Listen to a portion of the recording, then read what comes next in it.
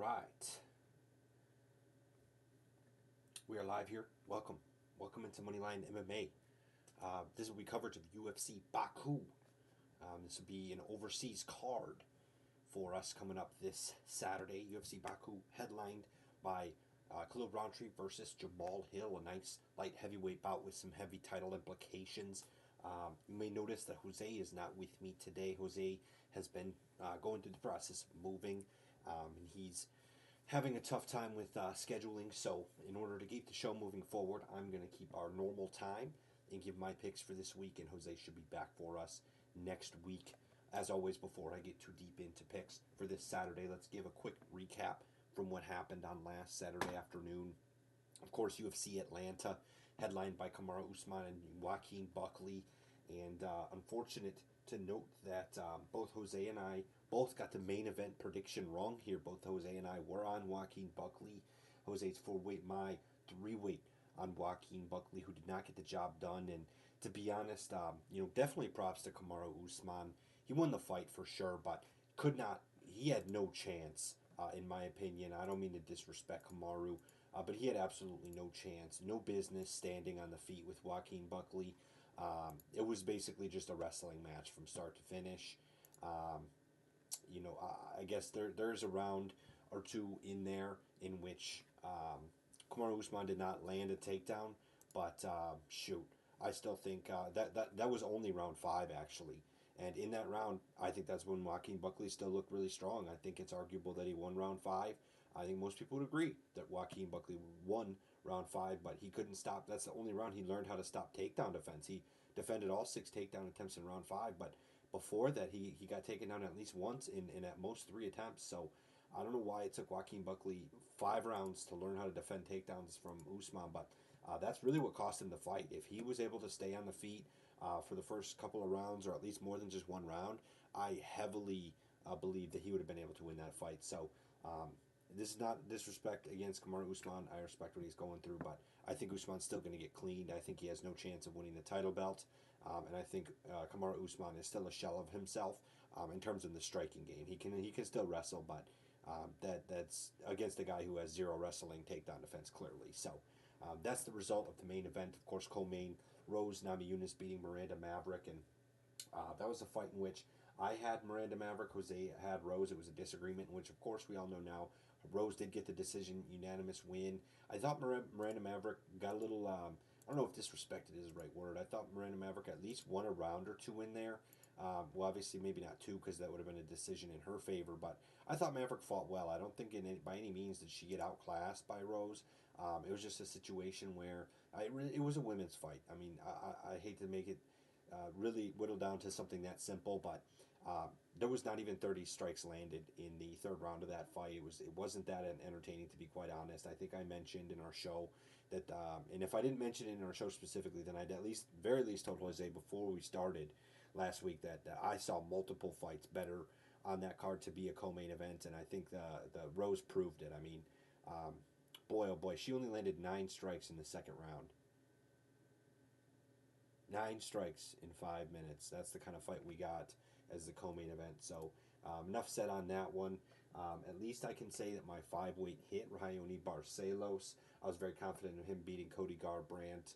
Jose was 1 weight on Cody Garbrandt, which I completely understood. Garbrandt obviously having more experience, but Raoni Barcelos definitely the better fighter, and he proved it as such, decisively beating Cody Garbrandt. I don't really think that was too polarizing, I think is the word I'm looking for, the polarizing of a pick there, or a judge's decision either. Jaime Barcelos looking good, looking to continue forward. Any other fight worth discussing will probably have to be Alonzo Menefield versus Omar Sy. I know Jose and I both had Omar Sy, and that includes was the MMA lock of the week, man. Holy, Omar Sy getting outclassed by Alonzo Menefield, and it wasn't by getting taken down or anything like that. In fact, Omar Sy had almost 5 minutes of takedown control time in the 2nd round, but he still lost the fight.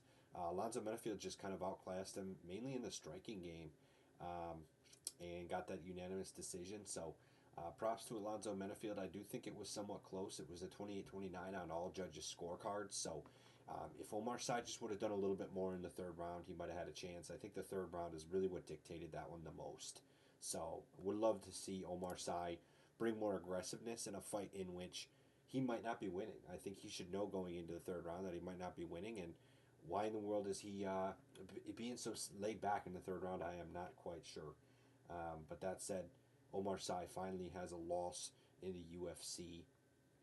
So that'll about do it. I know the only other fight on this card that we had to pick on would be Edmund Shabazi, and that was Jose's three-weight, who did win against Andre Petroski. I did not have a specific pick on that, but in general, I don't know. The card was okay. You know, we ended the fight with like 6 or 7 straight decisions, and in the mix of all those straight decisions, we had a weird ending between Paul Craig and Rodolfo Bellato.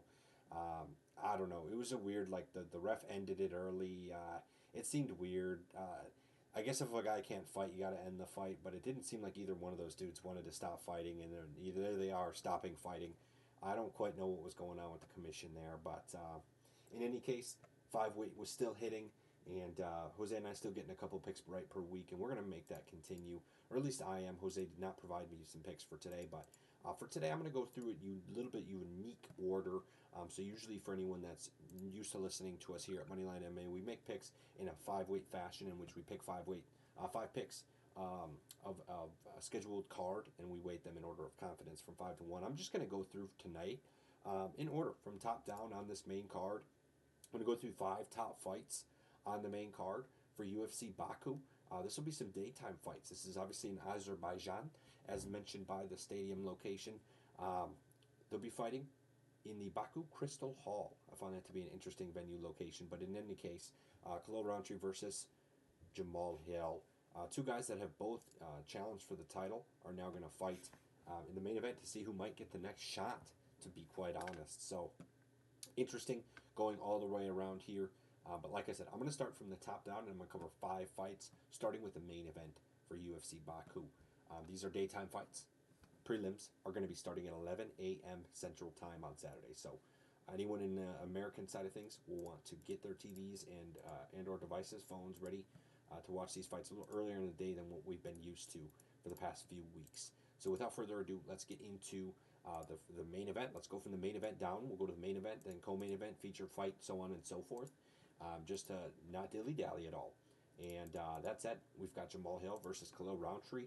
Extreme stakes here, and Jamal Hill coming off 2 straight losses, man. Jamal Hill has a really strong stat line at over 7 strikes landed and only 4 strikes absorbed. You know, a three strike positive striking differential, especially in a class like light heavyweight, in a spot where he's a top 3, top 4 guy in this division. It's just straight up impressive, man. I gotta say, extremely impressive. Jamal Hill only having lost recently to Pereira and Jiri. Honestly, impressive how Jiri was able to finish Jamal Hill the way he did. Khalil Rountree's also coming off a loss, but as to Alex Pereira, before that he beat a bunch of guys. But it's questionable as to like how high level, right? Khalil Rountree beat Anthony Smith to get his title shot, beat Chris Stackhouse, beat Dustin Jacoby. Those are good fighters, right? But those aren't like your top end. Those aren't like your huge, like. But honestly, the same with Jamal Hill, right? You look at him and he beat Jimmy Crute, Johnny Walker, Thiago Santos, Glover Teixeira. Like Glover when he was like 55 years old, and then he goes and loses to Alex and Jiri. So honestly, this is one of the harder fights to call. And at this time, you know, I might as well say too that I'm going into this unknowing of any of the lines on these fights. So I will read the lines at the end because I am curious. I'm sure we all are a little curious. I would expect, just based off what I'm assuming here, I would expect Jamal Hill to be the favorite. I think Jamal Hill has more power behind his swing, and Khalil Rountree for sure is a tough guy to put out. By no means is he an easy person to put out, but and he showed that against Alex Pereira, right? But will Jamal Hill be able to do that? I don't know. I really don't. And Khalil Rountree is much more of like a power, like a peppering. He actually has a negative striking differential, almost 3.75 strikes landed, 4.5 absorbed. So that differential just doesn't look encouraging, man. If you ask me, I'm expecting Jamal Hill to be the favorite here, and I don't know. The more I think about it, the more I lean towards Jamal Hill as well to get the job done. I think it's so hard because Khalil Rountree, I'm a huge fan of his. I know he's also in the hardcore music scene, and I respect a lot. I'm a big fan of that music scene. I go to concerts all the time regarding that style of music, and it's one of the big reasons I'm a fan of Khalil Rountree. But I'm just not sure he can get it done here, man. He's just he's 3 inches shorter. He's 3 inches less reach. I just think Jamal Hill, man. The only thing he's gonna have over Jamal Hill, I think, is gonna be a little speed and maybe a little technical benefit. But this fight is definitely not going to the ground. There's no chance. This is going to be a standing boxing match from start to finish. In my opinion, it's going to be Khalil Rountree by decision, or it's going to be Jamal Hill by KO or decision. And for that reason, because I see Jamal Hill kind of having more paths to victory, it could certainly happen. But in terms of what I'm willing to put on the line with my pick, I just don't see Khalil Rountree getting a knockout on Jamal Hill. I'd absolutely love to see myself get proven wrong on that. But at least for my pick today, I'm going to be taking Jamal Hill to beat Khalil Rountree. I just think he's got a little bit more experience that's a little more relevant. They both have fought and lost to Alex Pereira for sure. And maybe it's a little of an advantageous spot just because obviously Hill's coming off 2 losses and Rountree's only coming off 1. So now that I made my pick, I take a look at the odds and I go, wow, that's a little surprising to see Khalil Rountree as a minus 160 favorite. Dang, that's pretty steep, man. I definitely stand by my pick with Jamal Hill after looking at the odds, especially too, just based on the value there. I feel like there's really good value on Jamal Hill, unless you're in the boat that thinks Jamal Hill is completely washed up and he was never really that good in the first place. I think that's extremely good value. I can't sit here and change your mind on that. If you believe Jamal Hill isn't all that and he's a fraud, I'm not here to change your mind on that. Don't pick him then. Don't put any money on him and just watch the fight and enjoy it. I wouldn't bet on Khalil Rountree at all either, but hey, maybe you're a big Khalil Rountree guy, you're a big believer, and you think he can get it done. He has gotten multiple finishes outside of his split decision to Dustin Jacoby, so he could make me eat my words on that KO statement. But in this case, I'm sticking with Jamal Sweet Dreams Hill, just based on wanting to have the correct fighters picked for this. And at the very end, I'll just go ahead and make a quick weight system to just, once we finish through all these fights, just to get a quick idea of like who I'm most and least confident in.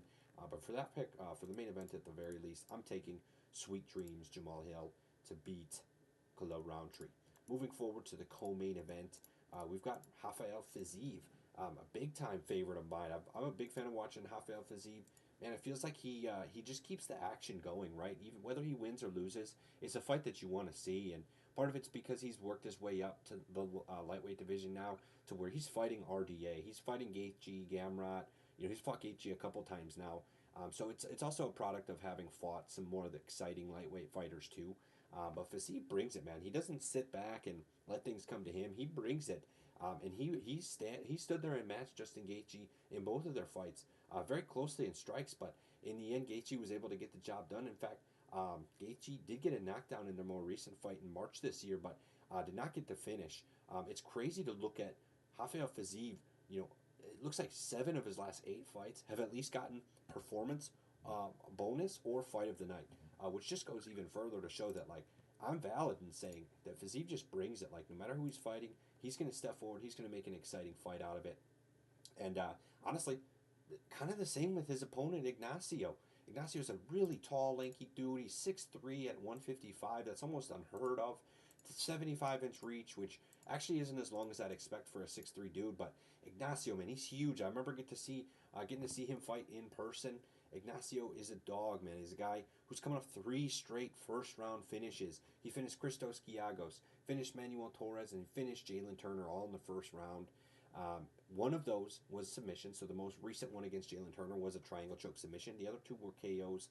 Before that, he did lose to Ludovic Klein by decision, so it seems like Ignacio has kind of found a groove for sure after taking that loss, but I'm not sure I'm ready to like completely jump in on board. I think this is by far the hardest test that Ignacio's gonna have seen is Rafael. I mean, look at some of the experience Rafael's got. I mean, Rafael fought Renato Moicano for his 3rd UFC fight, or his 4th UFC fight, and Renato Moicano is also a title challenger. So Fiziev's been in there and done that with some really tough opponents, and he actually got the job done, and he finished Renato Moicano.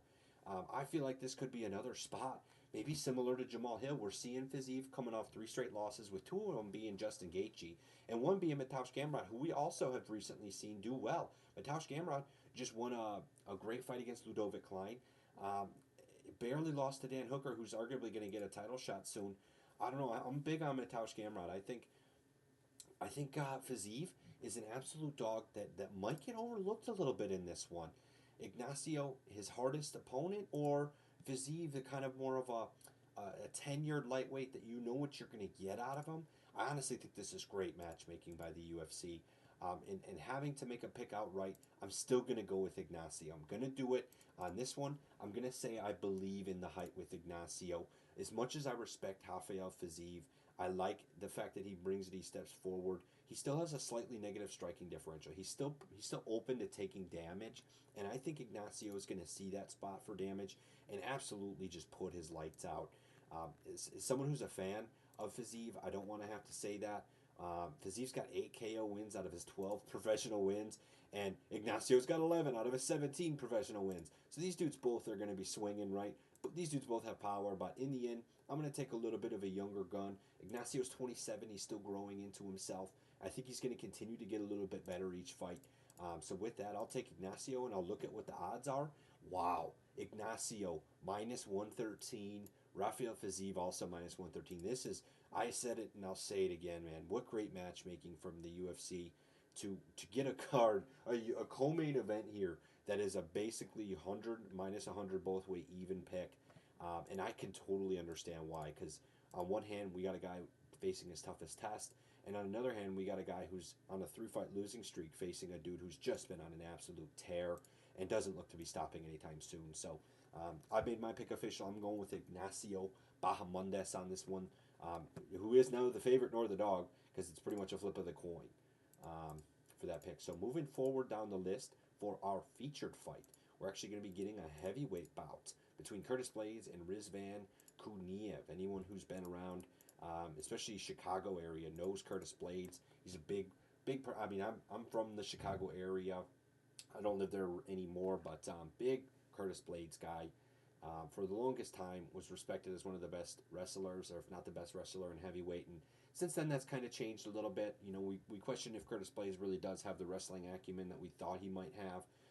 It's more or less, I think, just the product of most heavyweights not having any wrestling experience. So even if you have a little bit, you can out wrestle them pretty easily. So that's kind of my take from Curtis Blades' wrestling aspect. I mean, even some of his more recent wins, right? Like Jailton Almeida took him down 9 times, and he only won that fight because Almeida put himself in a bad spot. He lost to Polar Bear in the first round finish.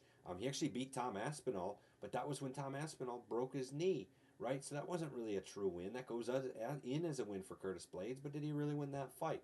I'd say his true last good actual win was Chris Dakaus. He got performance of the night and finished Chris Dakaus in the second round. That's still a great win. He also beat Jairzinho Rosenstrike, took him down 3 times in 3 rounds, almost doubled his strikes and got the decision win. Curtis Blades definitely has some good wins under his belt, but it's nothing that's like, I will say I feel like his resume is a little deceiving when you look at it. Yes, he technically beat Almeida, but Almeida, I think if you give that fight like 10 reruns, Almeida wins that 8 out of 10 times. I think in that one fight, Almeida put himself in a bad spot while going for a takedown with his head down, and Curtis Blades gave him a couple hammer fists, and that was that. Any fighter's going to be able to end that fight, in my opinion, no matter the power you have. That's just an obvious mishap by Almeida that I don't think he's going to let happen again. But see, the problem is Rizvan Kuniev, right? Because he's coming in off the Contender Series win, and how is he going to get a first opponent, Curtis Blades? That's crazy to me. They're throwing this guy to the wolves. Like I'm sitting here saying that Curtis Blades, may not be the top end of the heavyweight division, but he's still incredibly good. I mean, what is? Let's see. He's ranked as the number 5 best heavyweight fighter. Now these are what I should say is Tapology rankings are very subjective. And just looking at this list, I could put a few guys above him, but you know what? I'll be generous and I'll say Curtis Blades is still probably a top 10, right? Bottom end of the top 10 in the heavyweight division. And you're going to throw Rizvan Kuniev right to him after getting his Contender Series win. I mean, I understand that he finished Hugo Cunha by round 1, needed the body ground strikes. He TKO'd him, right? I understand that was a finish in the first round. So you're hyped up and you're wanting to get him in the cage quick. But Curtis Blades is just not going to be easy for any UFC newcomer to beat. So just because I'm a skeptical person, I don't know. I'm going to be going with Curtis Blades here. Obviously, not knowing what the odds are, I'm going to look in a minute here. But my pick will be Curtis Blades. There's just no way I'm going to be putting anything on a UFC newcomer against the guy as experienced as Curtis Blades. Now here looking at the odds, it appears Curtis Blades is a minus 295 favorite. Rizvan Kuniev is plus 220. That makes complete sense. Not that Rizvan is a bum, right? Rizvan's got 9 finishes of his 13 professional wins, and he's only ever lost by decision. So Rizvan isn't a guy that I'm necessarily thinking that Curtis Blades is just going to put out with ease. Curtis Blades can win this by decision, no problem. Curtis Blades has 5 decision wins. Almost a third of his total wins in his career are by decision. So I don't know. I see Curtis Blades getting this out by KO or decision. I think he ekes it out against Rizvan. Not that Rizvan's a pushover either, but this is a scenario where you got to let the veterans speak first, right? The veterans are going to show what they have to show. I'd compare almost Curtis Blades like Dan Ige in the sense that, like, you know what you're going to get. It's going to be a pretty good fight. You're going to get some good effort out of the dude, and I don't think Curtis Blades is just going to have a random off night and lose that fight. So final pick, Curtis Blades, which takes us to Tafik Musiev versus Mitibek Orolbai. At least what I'm seeing as the fight before the feature fight, on the main card. Of course, this fight being a lightweight belt between two guys that don't have as much UFC experience. Tafik Musayev is making his UFC debut against Mitibek Orolbai, who was coming off a loss against Mateusz Rebecki. He beat Ausbrenner, and before that, in his UFC debut, he beat Uros Medic. So Orolbai is 2-1 in the UFC. He has a neck crank and 2 decisions, with most recent fight actually being a performance bonus fight of the night, even though Mitibek Orolbai did lose by split decision. So it was a very close fight, and Mateusz Rebecki has not fought since then. That was October of last year, so it's been about 8 months, 9 months since then. This is the first fight for both of those guys, so it's really hard to say. I say that to say it's just hard to say. Is Mitibek Orolbai is good as we might think he is? Tafik Musayev is a guy that's coming in from Bellator and Rizin. He has 7 wins, 1 loss from the Rizin Fighting Federation. So I imagine that's where the UFC is scouting him from.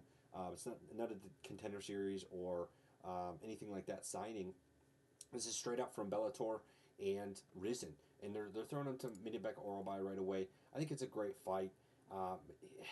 It's one of those spots where it's hard. Like, I do lean Orolbai off the bat. I'll say this much: Orolbai, I think, is going to have a little bit more threatening nature to me in terms of, like, getting the fight finished. Orolbai has multiple submission and KO finishes. In fact, if you combine his submission and KO finishes, he's at 11 finishes inside the distance as far as his wins go, of his 13 total career professional wins. So Mitibek Orolbai is very much going to put the pressure on, hit the gas, and try and get a finish. And not that Musayev won't go for finish. Musayev's very much like a striker, right? He's got 18 KOs of his 22 professional wins. So it almost seems like both of these guys really are big into just attacking their opponents with their strengths. And, of course, most recently, Musayev in the Rizin Federation has finished his last 2 opponents with either ground and pound or strikes. So I would assume that Musiev isn't going to change anything drastic, and he's going to go in there expecting to be able to do the same against Mitibek Orolbai. I do expect him to have a little bit of difficulty. I think I'm going to take the easy. I don't know if it's an easy cop out. I hate to say easy cop out, but Tafik's also 35, right? Orolbai is 27. I just like the little bit of the youth in Orolbai here. I think he's going to continue to improve a little bit more, and Musayev is going to need to learn a little bit about what the UFC is about before I get a little more confident in picking him. So final pick on this 4th pick of the afternoon is going to be Mitibek Orolbai in his lightweight bout against Tafik Musayev. Looking at the odds quick, Mitibek Orolbai is the favorite at minus 170. Tafik Musayev is plus 132. So far, my only dog selection is actually in the main event under Jamal Hill. Otherwise, I've got 3 straight favorites. And without further ado, let's go into the 5th and last pick that I will have for you this afternoon. And I'm actually pretty excited about this fight. I'm a big fan of Nicholas Mata, in which you know that he, or you may not know, if this is the first time you're being exposed to the card, he's fighting Nazim Sadikov in... This will be an interesting division. This is a lightweight bout. Of course, Nicholas Mata is a lightweight, so you could have expected that. Nicholas Mata's coming off 2 straight wins and a no-contest overturned decision against Trey Ogden. So Nicholas Mata is very... it's hard to say. Like, I like Nicholas Mata because he's the kind of guy who sticks in there, and he clearly doesn't give up. He's clearly going to grit out fights, but I just don't know, like, how good he is yet. I will say he landed 2 knockdowns, against Maheshate in his last win. Outstruck him pretty decisively and got a decision win unanimously. All judges agree that it was a 30-27 win. So at least you can be encouraged, Nicholas Mata's side, coming off a win that decisive. But is Maheshate that good? Maheshate is 3-3 now in the UFC. So I'm not convinced that he's all that good. Nazim Sadikov coming off beating Ismail Bonfim, one of the Bonfim bros. And honestly, when it comes to beating either of the Bonfim bros, I do have a lot of respect for those guys. So Sadikov starting off with a great win after getting a majority decision draw against Vyacheslav Borshev's, aka Slava Claus, who I'm not. Look, I'm high on Slava Claus because of his nickname, but I do not think Slava Claus is that great of a fighter. So to go to a majority decision draw there, oof, that does not look good in my opinion. And arguably, without a few takedowns, Sadikov loses that fight. So, oh man, that's going to be interesting. Can Nicholas Mata defend takedowns is going to be a question I think we're asking on Saturday afternoon. Nicholas Mata is not a wrestler by any means, but he sports an 82% takedown defense, and I think he's going to utilize that, or at least he'll have to if Nazim goes for a takedown, because Nazim is landing 1.5 takedowns per 15 minutes. I expect if he doesn't feel like he's got the advantage on the feet, that he will go for some wrestling. What's interesting though is he only has 2 submission wins of his 10 career. He actually has 7 KO wins. So Nazim will work in his wrestling, but it's not something that he's using to really get as many wins. He submitted Terrence McKinney, but Terrence McKinney is a very easy submittable individual. I wouldn't anticipate Nicholas Mata to be anywhere near as easy to submit. So yeah, with that said, I'm gonna take the deep dive here. As much as Sadikov looks like his statistics might line up better, I'm going to take Nicholas Mata here. I'm going to go with the guy on a 2-fight run here. We can't say streak until 3, but he's on a little 2-fight run. As much as I like that Sadikov beat Bonfim lately, I just can't take my eyes off the fact that he went to draw with Slava Claus, a guy who I'm pretty low on. I don't think Sadikov is going to be able to take it to Mata very easily. So final pick here will be Nicholas Mata. Looking at the odds here, Nicholas Mata is actually a plus 320 underdog. Nazim Sadikov minus 460. So, wow, I'm taking another big underdog here. Well, I shouldn't say another because Jamal Hill isn't a big underdog necessarily. But it seems like the public is huge on Sadikov here. I understand that he sports seven KO wins and his 10 total professional wins, but I don't know. Nicholas Mata also sports a lot more experience, and I think that experience is going to bode well. These guys are similar age. I don't think the age really plays much of a factor in here, but we could look at experience, right? We have 12 competitive professional MMA fights for Sadikov and 21 for Nicholas Mata if you include a no contest. So Nicholas Mata sporting more experience. I think that's going to take him a little bit longer in this fight. So my final pick will be on a pretty big underdog there in Nicholas Mata. Looking back at all of my picks, I want to assign a quick weight on those before I head out for the afternoon. And boy, is this one hard, but I got to go 5 weight on Curtis Blades. It's something I hate to do. Man, it's really hard, honestly, to sit here and put my 5 weight on a heavyweight fighter. Usually with heavyweight, I stay away, with bets in general and with 5 weight picks, unless it's like John Jones, right? Or maybe even back in the day like DC or something. Like there's very, very few heavyweights that I feel like you can go in there and be like, yeah, I'm going to put any money on them whatsoever. But in this case, just based on the matchup and the nature of the fight, I feel like Curtis Blades is due. I feel like he's going to show up and show a newcomer what the UFC is really like. As far as number 4 pick goes, I hate to do this, but I'm going to put my first of 2 underdogs on my 4 weight. I'm going to go with Jamal Hill. Obviously, rewind if you want a full explanation of my thoughts on that fight, but I think Jamal Hill is going to utilize some power, put some real damage on Khalil Rountree, most likely by decision.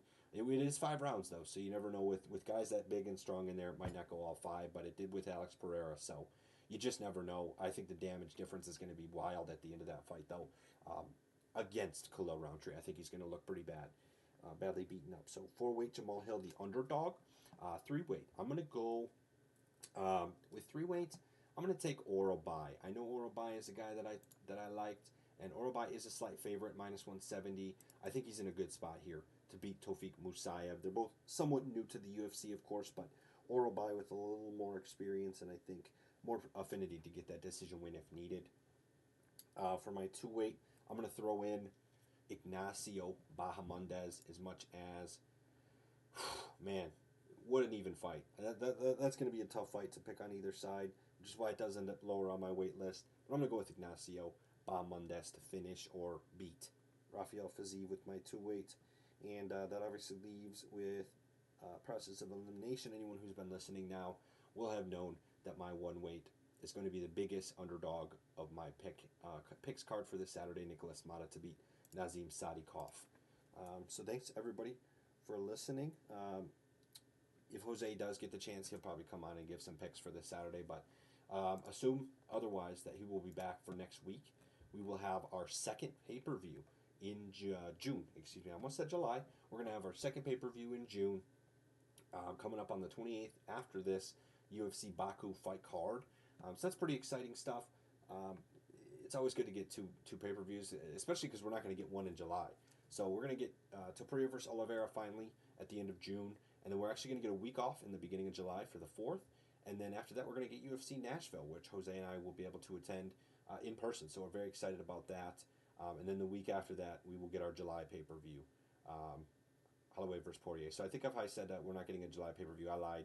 We're getting 318 in July. It's August, I believe. I got the months mixed up. There's a month in there. August, July, September, one of those months this summer. We're not getting a pay-per-view. Just prepare for that. But until then, we're going to enjoy all the fights we get. Thanks, everybody, for listening, especially in the absence of Jose. Let me know down below what you think about my picks, and I'll see you next week.